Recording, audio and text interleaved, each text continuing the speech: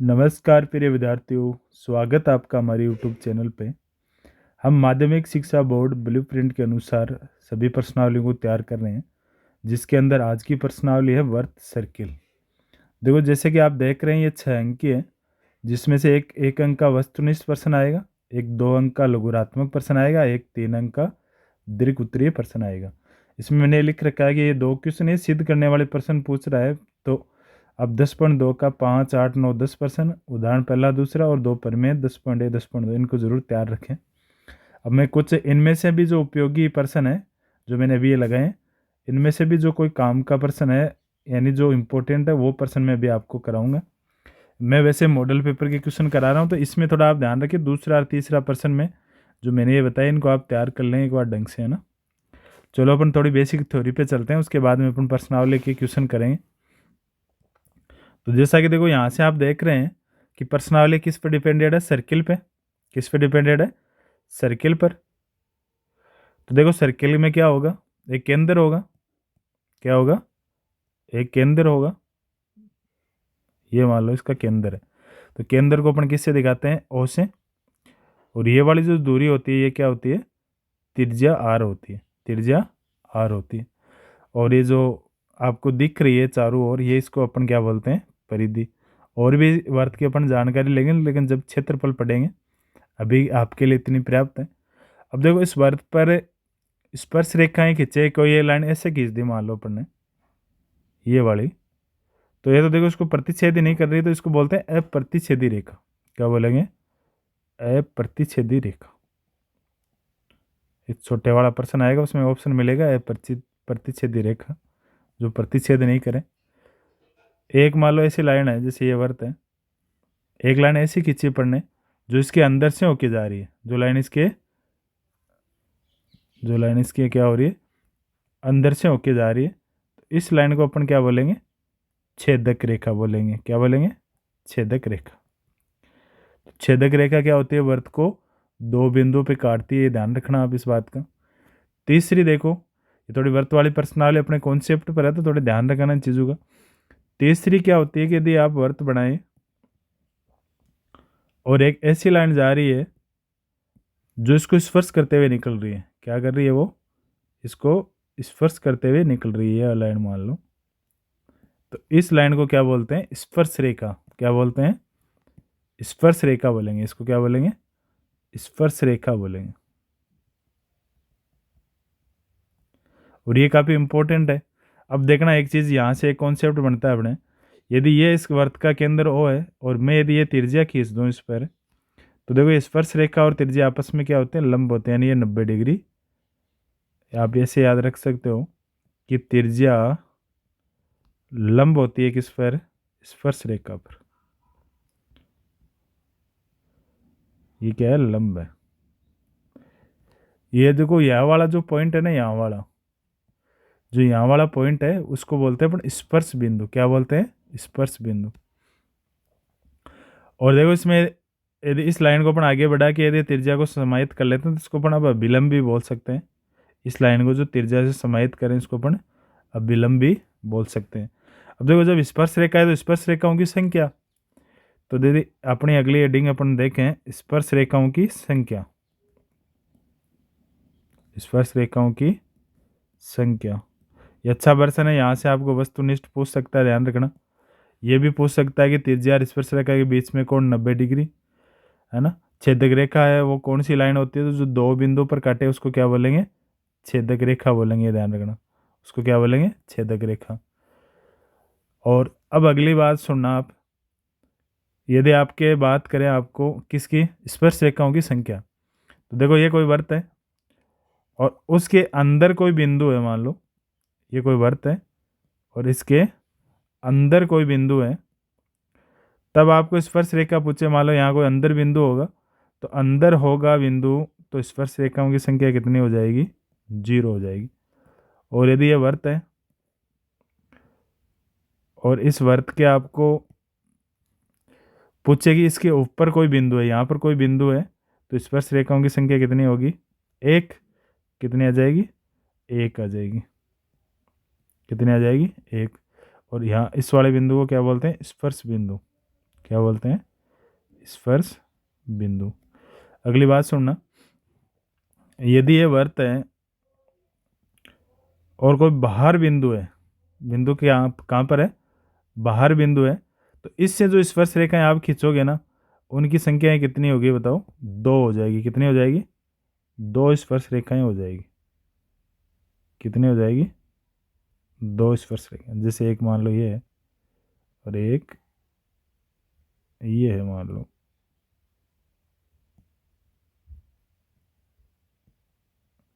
तो स्पर्श रेखाएं की संख्या कितनी होगी? दो स्पर्श रेखाएं होगी। कितनी हो गई बताओ? दो स्पर्श रेखाएं होगी, है ना? तो स्पर्श रेखाएं दो होगी। तो बाह्य बिंदु से स्पर्श रेखाएं पूछे तो दो स्पर्श रेखाएं होगी, अपने ध्यान रखना। और ऐसे आपको पूछे कि एक वृत्त पर कितनी स्पर्श रेखाएं हो सकती है, कोई बिंदु नहीं बोले, और केवल ये बोले कि एक वृत्त पर कितनी स्पर्श रेखाएं हो सकती है। तो देखना, एक वृत्त पर कितनी स्पर्श रेखाएं हो सकती है, तो आप देखो एक वृत्त पर तो कितनी स्पर्श रेखाएं हो सकती है। कैसे? कोई मान लो कोई ऐसे खींचे ये स्पर्श रेखा, किसी के कोई ऐसे खींच दे मान लो, तो ये स्पर्श रेखा, ठीक है। कोई मान लो ऐसे खींच दे तो ये भी स्पर्श रेखा, कोई ऐसे खींच दे तो ये भी स्पर्श रेखा। तो कितनी भी हो सकती है। तो आपको बोले कि एक वृत्त पर स्पर्श रेखाएं, तो आपका उत्तर होगा अपरिमित रूप से अनेक, या अनेक स्पर्श रेखाएं हो सकती। जब आपको बिंदु नहीं बोले और बोले एक वृत्त पर कितनी स्पर्श रेखाएं, तो ये अनंत हो सकती है। ये मैं थ्योरी इसलिए बता रहा हूँ कि आपको जो वस्तुनिष्ठ पर्सन है वो हो जाए। और एक ध्यान रखना, बाह्य बिंदु से जो स्पर्श रेखा खींची है ना अपन ने, इनकी लंबाई भी क्या होगी? समान होगी। दो होगी और लंबाई भी क्या होगी? समान होगी। कब? जब बाह्य बिंदु होगा, ये वाला बिंदु होगा, ये बाह्य बिंदु है, तब इनकी लंबाई भी आपस में क्या होगी? समान होगी। तो ये इन कुछ चीज़ें थी, तो इनका आपको ध्यान रखना है। दूसरी बार देखना, जब आप इस बाह्य बिंदु से स्पर्श रेखा खींचते हो, तो यहाँ एक बात और याद रख सकते हो आप। क्या? देखो, बहुत इंपॉर्टेंट बात है। जब आप बाह्य बिंदु से स्पर्श रेखा खींचते हो, तो जो ये वृत्त का केंद्र है ना वो, और इसको यदि इससे मिलाए, ये लाइन वृत्त के केंद्र और स्पर्श रेखा के बीच का कोण है ना, ये वाला स्पर्श रेखाओं के बीच का कोण, इसका ये अर्धक पर स्थित होता है। वृत्त का केंद्र इसके अर्धक पर, यदि इन दोनों लाइनों को आप आपस में मिलाओगे तो इस कोण का अर्धक हो जाएगा, यानी आधा आधा हो जाएगा ये कोण। यदि ये कोण 60 डिग्री है तो अब ये 30-30 डिग्री हो जाएगा। यहाँ से कुछ कोण वाले प्रश्न करने में आसानी होती है, क्योंकि जब आप इसको मिलाओगे तो ये कितने का होगा? ये 90 का, ये 90 का, और ये आपको अर्धक पता चल जाए तो कोण निकालना थोड़ा आसान हो जाता है अपने। तो ये भी एक इम्पोर्टेंट फैक्ट है। क्या होता है? वृत्त का केंद्र व स्पर्श रेखाओं के बीच का कोण अर्धक पर होता है। किस पर होता है? अर्धक पे। तो इस बात का ध्यान रखना, लिख देता हूँ मैं, देखो कि वृत्त का केंद्र स्पर्श रेखाओं, ये ध्यान रखना एक नंबर के लिए, के बीच, स्पर्श रेखाओं के बीच के कोण। एनसीईआरटी में लिख रखी है लाइन, तो पूछ सकता है वो, ऐसे खालिस्तान दे दे और परिस्थित होती है, परिस्थित होता है, और अभ्यसद दे दे आपको, किस पर स्थित होगा? ए ऑप्शन है अर्धक। किस पे होगा? अर्धक पे। और कोई सा भी हो, लंबवत, कुछ भी ऑप्शन हो, आपका आंसर क्या हो जाएगा? अर्धक पर स्थित होता है। तो ये ध्यान रखना। तो ये इसकी बेसिक नॉलेज था। अब अपन प्रश्नावली पे चलते हैं। आपको यहाँ मुख्यतः क्वेश्चन करें तो दो बातें ध्यान रखने की, त्रिज्या और स्पर्श रेखा आपस में क्या होती है? लंब होती है। पहली बात तो ये अर्धक वाला याद ही रख लेना। और ये बाह्य बिंदु से खींची गई स्पर्श रेखा आपस में क्या होती है? समान होती है। ये दो बातें आप ध्यान रखना, ये वाली, एक तो ये वाली, और एक तो ये ध्यान रखनी है, और एक ये दो बातें जरूर ध्यान रखें आप। बड़े वाले प्रश्नों के लिए बोल रहा हूँ मैं, 2 वाला और 3 वाला करो तो। वस्तुनिष्ठ प्रश्न में देखना, पहला क्वेश्चन आपको दिखा है, उसमें बोला किसी वृत्त के सिरों पर खींची गई स्पर्श रेखाएं आपस में होती है। कोई वृत्त है और उसके सिरों पर स्पर्श रेखाएं खींच रहा है, मान लो जैसे ये वृत्त है, और इसके व्यास के सिरों पर, तो ये व्यास खींच दिया अपन ने इसका, ये मान लो इसका व्यास है, ये इसका व्यास है। तो मैंने मान लिया ये इसका मध्य बिंदु ले लिया, ये ये क्या हो गया, इसका पॉइंट हो गया, तो ये इसका केंद्र हो गया। और ये व्यास है, तो इस पर जो खींचेगी स्पर्श रेखाएं, देखो एक तो ये जाएगी और एक ये, तो स्पर्श रेखाएं क्या होगी आपस में, समांतर होगी। क्या होगी, समांतर। अगला प्रश्न सुनो। वर्त के किसी बिंदु पर स्पर्श रेखा स्पर्श बिंदु से जाने वाली त्रिज्या पर होती है, क्या होती है, लंब होती है। अभी बात करिए पढ़ने, क्या होगी, लंब होगी। कैसे होगी, देखो जैसे ये तो वर्त, और इस पर कोई इसकी त्रिज्या ले ली पढ़ने, मान लो ये कोई त्रिज्या ले ली, तो ये लाइन इस पर क्या होगी, लंबित होगी। त्रिज्या और स्पर्श रेखाएं आपस में क्या होती है, लंब, यानी 90 डिग्री पे होती है। तो ये अगला प्रश्न देखो। बाह्य बिंदु से वृत्त पर खींचेगी स्पर्श रेखाएं समान स्पर्श रेखाओं की संख्या। मैंने अभी बताया कि बाह्य बिंदु से अपन कितनी स्पर्श रेखाएं खींच सकते हैं। बाह्य बिंदु से एक बाह्य बिंदु दे रखा है, उससे कितनी स्पर्श रेखाएं खींचोगे बताओ। ये कोई बाह्य बिंदु है, मान लो इससे एक स्पर्श रेखा तो ये आ गई, और दूसरी वाले मान लो स्पर्श रेखा ये आ गई। तो बाह्य बिंदु से कितनी स्पर्श रेखाएं खींच सकते हैं मैक्सिमम। ये बिंदु मान लो कोई बाह्य बिंदु पी था, तो 2 स्पर्श रेखाएं होगी, और दोनों आपस में लंबाई में भी क्या होगी, समान होगी। तो उत्तर आपका सी हो जाएगा। इसमें उत्तर ए था। अब ये तो वस्तुनिष्ठ प्रश्न थे, मैंने ऊपर थ्योरी कराई, और इन प्रश्नों से संबंधित प्रश्न ही आएंगे। अब जो 2 अंक वाला क्वेश्चन है, उसके लिए आपको 10.2 के सभी क्वेश्चन तैयार करने हैं। मैं आपको मॉडल पेपर वाला क्वेश्चन करा रहा हूँ। क्वेश्चन देखो क्या है। सिद्ध कीजिए कि किसी वृत्त के व्यास के सिरों पर खींची गई स्पर्श रेखाएं समांतर होती है। सिद्ध करने वाला प्रश्न है, 2 अंक में भी। और जब आप 3 अंक वाला क्वेश्चन देखोगे तो वो भी सिद्ध करने वाला ही प्रश्न है, उसमें अथवा में आएगा। तो ये ध्यान रखना इन चीज़ों का। तो इसके लिए आपको 10.2 तैयार करनी है। इसमें ज़्यादा प्रश्न है नहीं, तो मैंने ऊपर जो बताया इस चीज़ को आप ध्यान रखें कि अपन 10.2 के अंदर क्या क्या तैयार करेंगे। 10.2 में 5वां, 8वां, 9वां, 10वां प्रश्न, उदाहरण 1, 2 और परिमेय 10.1, 10.2 सिद्ध करने वाले यही प्रश्न है। यहाँ से आपको देखो वैसे भी पूछ सकता है कोई लंबाई 2 अंक में, लेकिन पैटर्न ने सिद्ध करने वाला दिया, इसलिए अपन ने सिद्ध करने वाले प्रश्न ही लिखे हैं। अब देखो इसको कैसे करोगे आप। तो पहले तो अपन ने क्या करा, एक सर्किल ड्रॉ करा। सिद्ध कीजिए किसी वृत्त के व्यास, तो सर्किल बनाओ, इसके व्यास खींचो। तो ये मान लो इसके व्यास हो गए, ये इसके पहले मैं लाइन खींच देता हूँ, उससे क्या होगा, व्यास सही खींच पाएंगे अपन। तो ये मान लो इसका व्यास हो गया। देखो बात को सुनो। तो ये इसका बिंदु मान लो ओ है केंद्र, और ये एक स्पर्श रेखा है इसकी ए बी, दूसरी स्पर्श रेखा है मान लो सी डी, और ये वाला बिंदु हो गया सी डी, बाद में ई और एफ। सिद्ध कीजिए किसी वृत्त के व्यास के सिरों पर खींची गई स्पर्श रेखाएं समांतर होती है। आपको बताना कि ए बी और सी डी आपस में क्या है, समांतर है। अब देखो आपका प्रश्न बदल गया है। प्रश्न आपको बताना तो समांतर है, लेकिन यदि आप देखो समांतर कैसे बता पाओगे, यदि ये वाला कोण और ये वाला कोण, इन दोनों कोणों का योग यदि 180 डिग्री हो, तो इन दोनों लाइनों के अंतर कोण है, और इनका योग यदि 180 हो जाता है, तो ए बी और सी डी आपस में क्या होगी, समांतर होगी। तो प्रश्न आपका ये बन चुका है। अब प्रश्न को करने के लिए क्या करोगे, पहले दिया है लिखोगे, क्या दे रखा बताओ, एक वर्त जिसका केंद्र क्या है, वर्त का केंद्र ओ है, केंद्र ओ है, तथा ई एफ वर्त का क्या है, ये वर्त का व्यास है, ये वर्त का व्यास है, और जिसके बिंदु ई व एफ पर क्रमशः ए बी व सी डी स्पर्श रेखाएं। चित्र से आप लैंग्वेज लिख दो जितनी लिख पाते हो, स्पर्श रेखाएं हैं। सिद्ध क्या करना है बताओ। इनमें क्या करते हैं, दिया हुआ सिद्ध करना, रचना और उत्पत्ति करते हैं। ये 3 पॉइंट लिखते हैं बड़ा। रचना यदि अपन प्रश्न में कुछ एक्स्ट्रा कर रहे हैं, प्रश्न के अलावा कोई लाइन को इधर उधर मिलानी पड़ रही है, तब रचना करते हैं, नहीं वो पॉइंट अपन छोड़ देते हैं। दिया हुआ सिद्ध करना और उत्पत्ति। तो सिद्ध क्या करना है अपने को, कि जो ए बी है वो समांतर है किसके, सी डी के। ये तो वैसे किताब में लिखने के लिए अपन ए बी सी डी है, वैसे अपने को सिद्ध करना है कि ये ई और एफ पर कौन है, वो दोनों कोण आपस में क्या है, उन दोनों का योग 180 डिग्री है। ये सिद्ध करना है। उत्पत्ति में देखना, तो आप ध्यान रखना इन चीज़ों का। हम 3 पॉइंट लिखते हैं, कौन कौन से देखो, दिया है, सिद्ध करना और उत्पत्ति।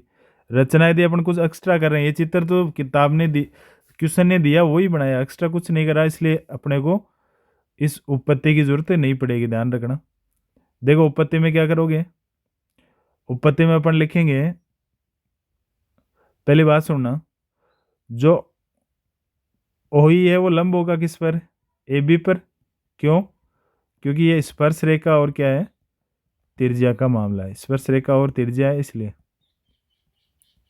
स्पर्श रेखा और त्रिज्या आपस में लंब होती है, और ये दोनों लंब है, तो कोण देखो बी ई ओ, उसका मान कितने डिग्री हो जाएगा, 90 डिग्री, समीकरण नंबर 1। दूसरी बात देखना, जो ओ एफ है वो भी लंब होगा किस पर, सी डी पे, क्योंकि ये भी मामला किसका है, स्पर्श रेखा और त्रिज्या का मामला है। तो स्पर्श रेखा और त्रिज्या आपस में क्या होती है, लंब होती है। तो यहाँ से भी एक को अपने की कोण D O D F O, ये भी कितने डिग्री का हो जाएगा, 90 डिग्री का। ये समीकरण नंबर 2 होगी। अपन देखें तो समीकरण 1 और 2 को जोड़ दो, तो अपन ने जोड़ा समीकरण 1 प्लस समीकरण 2, समीकरण 1 और 2 को जोड़ा तो आपने देखा कि कोण बी ई ओ प्लस कोण डी एफ ओ बराबर हो गया 90 प्लस 90, कितना होता है, 180 डिग्री। लेकिन देखा आपने कि डी एफ तो क्या है, तो आपने लिखा ये दोनों कोण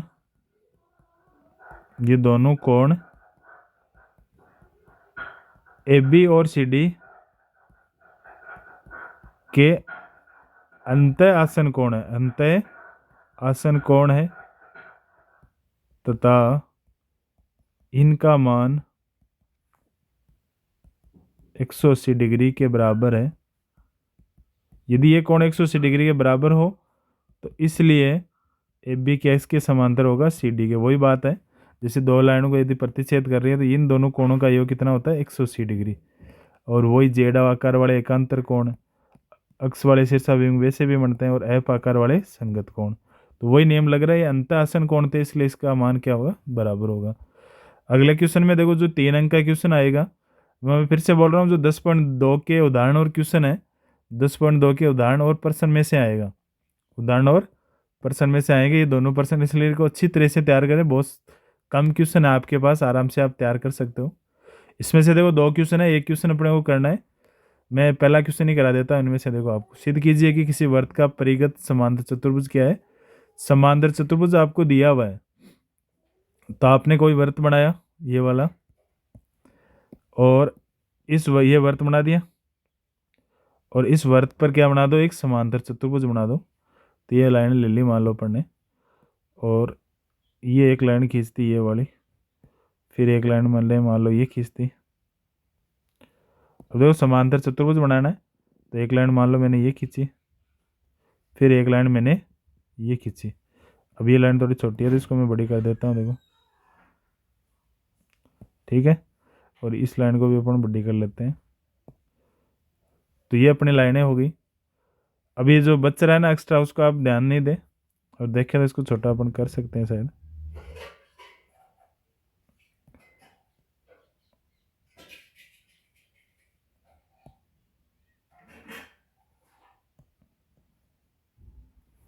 तो ये चीज़ है, इसको तो कर लिया अपन ने।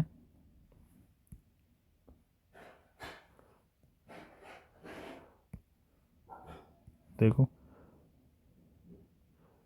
इस लाइन को भी छोटी कर देता हूँ, एक सेम बना देता हूँ, जिससे क्या होगा कि आपको समझने में आसानी होगी। तो देखो वीडियो आपको अच्छा लग रहा हो तो अपने दोस्तों को वीडियो के बारे में अवश्य बताया करें आप, और ऐसे करके अपन आप सभी चैप्टरों को कवर करने वाले हैं जल्दी, क्योंकि अभी अपना 10th चैप्टर चल रहा है।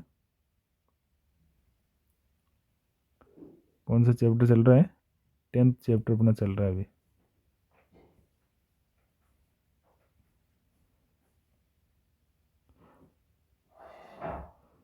तो ये लगभग बन गया है ना। तो ये समांतर चतुर्भुज है, और इसका नाम मैंने दे दिया, मान लो इसको दे दिया मैंने ए बी सी। एक मिनट, ये लाइन अपन ने टच में नहीं बनाई ना, तो दोबारा बनाते हैं इसको। देखना यहाँ से दोबारा बना रहा हूँ मैं थोड़ा, तो इन लाइनों को टच में बनाना था ना इनके, तो ये दोनों लाइनें दोबारा बनाते हैं अपन, और लाइनें छोटी भी ले लेंगे। जैसे ये इसकी लाइन टच करती हुई जानी चाहिए ऐसे, ये इसकी लाइन स्पर्श रेखा है तभी तो होगी ना, और ये लाइन भी इसके टच करती हुई जानी चाहिए ऐसे। तो ये ऐसे पर्सन था। अब मैं एक बार इसकी करेक्शन नहीं करा, फिर से टाइम लगेगा, तो आप कर लेना। ये इसका नाम है ए, ये बी, ये सी और ये डी हो गया। ये बिंदु जो यहाँ कट्टा है उसको मैंने नाम दे दिया मान लो जैसे ई, एफ, जी और एच। पहला काम वो ये दिया है, दिया क्या है अपने को, देखो दे रखा है कि जो तुम्हारा ए बी सी डी है वो एक समांतर चतुर्भुज है। ए बी सी डी क्या है, एक समांतर चतुर्भुज, ये दे रखा है अपने को। अब देखो यहाँ ये नॉलेज होना चाहिए कि समांतर चतुर्भुज होता क्या है। तो ये अपन ने पढ़ा है कौन से में, निर्देशांक ज्यामिति में अपन ने पढ़ा है कि समांतर चतुर्भुज में आमने सामने की भुजाएं बराबर होती है। इसका मतलब ए बी बराबर तो सी डी होगा, और ए बी बराबर तो सी डी होगा, और बी सी बराबर ए डी। आमने सामने की भुजाएं जो आयत में नियम होता है वही नियम है। इसको समीकरण 1 दे दो और इसको समीकरण 2 दे दो, ये तो दे रखा है आपको। सिद्ध क्या करना है बताओ, सिद्ध करना है कि जो ए बी सी डी है ना वो एक समचतुर्भुज है। ए बी सी डी क्या है, एक समचतुर्भुज है। इसका मतलब क्या सिद्ध करना है आपको, कि ये सब बराबर है आपस में, यानी ए बी बराबर बी सी बराबर, ए बी बराबर बी सी बराबर सी डी बराबर ए डी, ये सिद्ध करना है आपको। आगे देखो, उपपत्ति में क्या करोगे, उपपत्ति में सिद्ध करोगे। कैसे सिद्ध करोगे देखो, अब एक चीज देखना, ये ए बी बाह्य बिंदु है, बी बी बाह्य बिंदु है, और सी बी बाह्य बिंदु है, और डी बी बाह्य बिंदु। तो बाह्य बिंदु से किसी की स्पर्श रेखाएं क्या होती है, समान होती है। तो आप पहला पॉइंट क्या लिखोगे कि बाह्य बिंदु ए बी सी डी से, ए बी सी व डी से खींची गई स्पर्श रेखाएं। अब देखो मैं आगे नहीं लिखा समान, क्योंकि अलग अलग पॉइंट है, लेकिन ए वाले पर क्या हुआ, खींची गई स्पर्श रेखा एक ही, देखो स्पर्श रेखा ए से क्या हुआ, ए ई बराबर किसके होगा बताओ, ए ई दिख गई आपको, बराबर है किसके, चित्र में ध्यान रखना ए एच के। इसको दे दो समीकरण नंबर 3। दूसरी देखो ए ई एच होगी, और दूसरी देखो ई बी, बी से खींची हुई स्पर्श रेखा, ई बी और बी एफ, ई बी और बी एफ लिख दी मैंने, ये समीकरण नंबर 4। अगली सोचो, सी से देखो, ई बी और बी एफ, सी से देखना, सी से क्या होगा, सी जी और सी एफ, ये समीकरण नंबर 5। ये इसके बराबर में लिखना जिसको जो ऐड होगी, इसलिए थोड़ा टाइम भी ले लेना चाहिए। देखो सी जी है तो सी जी के साथ में डी जी आएगी तभी तो जुड़ेगी पूरी। तो डी से देखो डी जी और डी एच हो गया, डी जी और डी एच, ये समीकरण नंबर 6। एक बार आप क्या करो, देखो ए ई दिख रही है आपको, और ए ई में यदि मैं ई बी जोड़ दूँ तो पूरी ए बी हो जाएगी क्या। ऐसे ही जो ए एच है, कौन सी ए एच में यदि मैं डी एच जोड़ दूँ, तो इन सबको अपन जोड़ लेते हैं। तो अपन ने क्या करा, समीकरण 3, ऐसे 2-3% अपने समीकरण 3 प्लस समीकरण 4 प्लस समीकरण 5 प्लस समीकरण 6 कर दो। तो समीकरण ऐसे करोगे तो आप देखो A E plus E B plus C G plus D G बराबर A H plus B F plus C F plus D H कर दोगे। तो यहाँ से आपने देखना कि ए बी और ई एफ तो क्या होगी, ए बी होगी, और सी जी और डी जी क्या होगी, आपकी सी डी होगी। और अगली बात देखें तो ए एच और डी एच, ए एच और डी एच क्या हो जाएगा, ए डी हो जाएगा, और B F plus C F क्या हो जाएगा। तो ये पूरा अपन ऐसे बन गया, ये तो बना A B plus C D, A B plus C D बराबर हो गया ए एच डी एच से क्या बना A D plus B A plus C F से क्या बना बी सी, इसके बराबर हुआ ये। इसको समीकरण नंबर 7 दे दिया। अब देखो समीकरण 7 और समीकरण 1 और 2 को देखो आप, समीकरण 1 और 2 और समीकरण 7 को देखो, तो आप क्या देख रहे हो कि ए बी बराबर तो सी डी है, यानी ए बी की सी डी की जगह आप ए बी रख सकते हो। और उधर देखो बी सी बराबर ए डी है, तो बी सी बराबर भी आप क्या रख सकते हो, ए डी की जगह क्या लिख दो, बी सी।